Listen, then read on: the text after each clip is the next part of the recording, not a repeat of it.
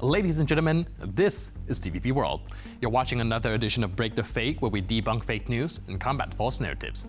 I'm your host, Benjamin Lee, and let's get rolling. Oh boy, Russia's back at it again, trying to scare critics into silence with a good old-fashioned blacklist. So, apparently a new website has popped up, foreignCombatants.ru, a kind of digital enemies list brought to you by the Kremlin's Ministry of Insecurity and Meltdowns. It's got everything: names, photos, bios, and a full buffet of made-up accusations.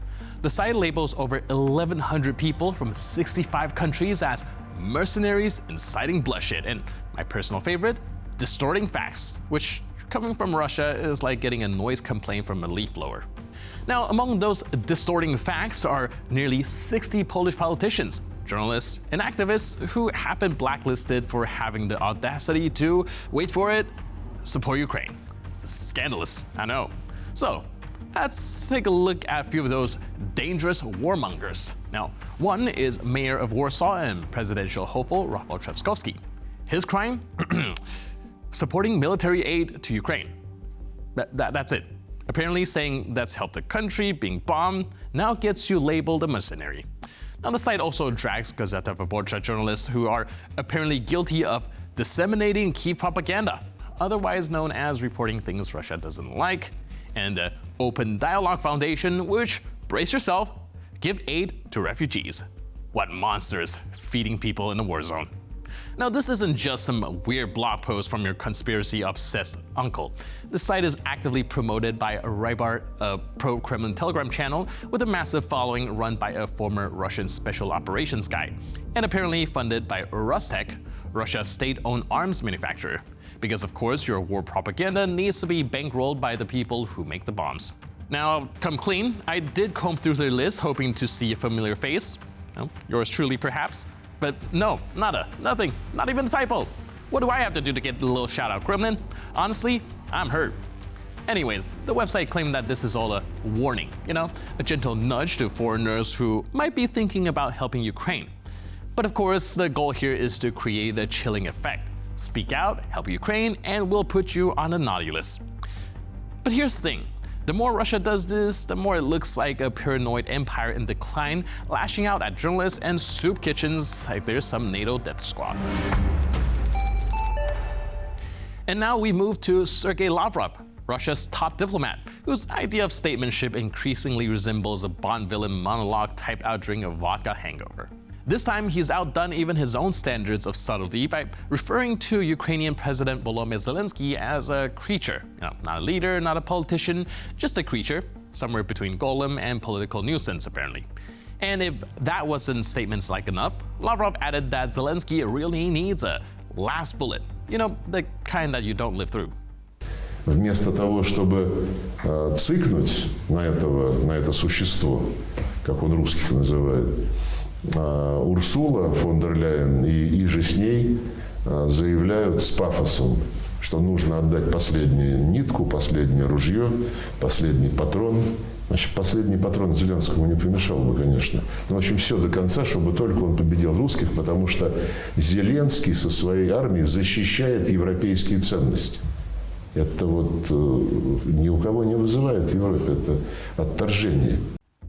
Of course, he was riffing with all the grace of a drunk wedding DJ on European Commission President Ursula von der Leyen's recent statement that the West should give Ukraine the last thread, the last rifle, the last bullet in their fight for survival. But Lavrov, never one to miss an opportunity for tasteless innuendo, suggested Zelensky skip the metaphor and just make use of that final bullet personally. Now, a minor detail, Zelensky does actually own a pistol, a symbolic gift from Czech President Petr Pavel, but it's meant for defense, not of course to aspire. Then again, Lavrov's interpretation of international norms usually sits somewhere between gaslight and rewrite history. In the grand theater of Russian propaganda, this is just another act, where death threats come disguised as dry wit and war crimes as liberation. It's all part of the performance. And Lavrov, well, he's the understudy for common decency, but keeps showing up anyway. Another day, another badly photoshopped attempt to make Ukraine look like the villain. At this point, I'm convinced this is someone's full-time job. Now, this time, the rumor mill is grinding out a spicy tale about Ukraine, allegedly throwing its diplomatic weight behind the Azawad Liberation Front in Mali, West Africa. Now, according to the propagandists, the Ukrainian embassy in Senegal supposedly published and then stealthily deleted a statement expressing steadfast support for Azawad separatists, calling them Ukraine's spiritual brothers. Now, let's break this down before we all get whiplash from the sheer absurdity. First off, the Azawad Liberation Front is a separatist movement operating in northern Mali. It's an extremely sensitive issue for the Malian state and its neighbors.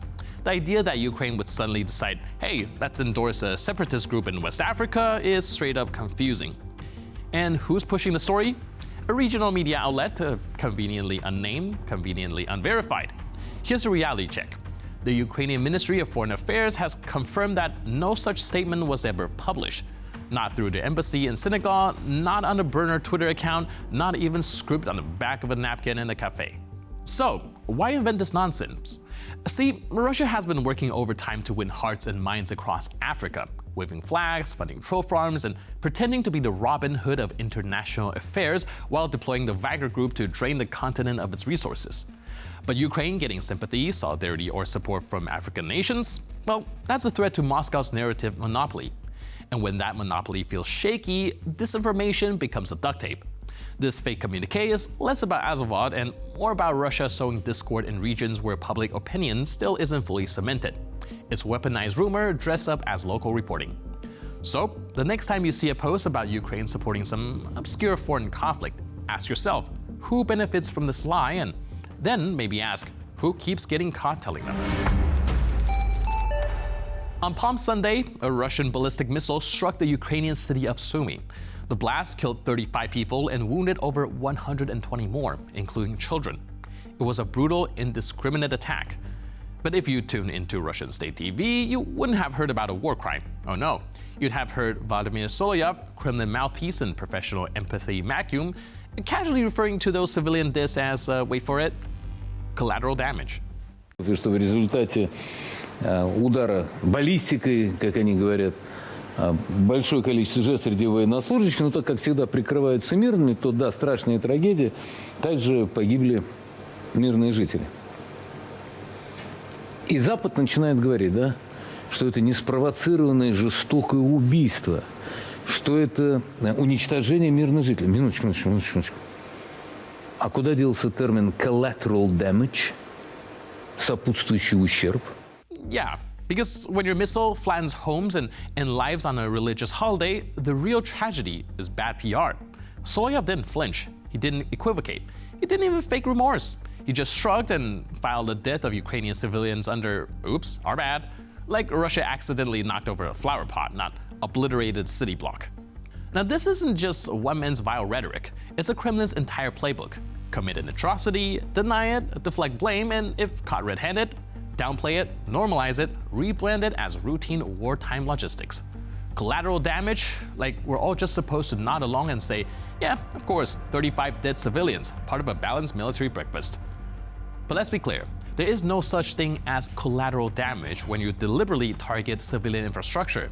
That's not war, it's terrorism with bureaucratic jargon. And with that, we conclude this edition of Break the Fake. But for more news, update, and commentary, please stay tuned to TVP World.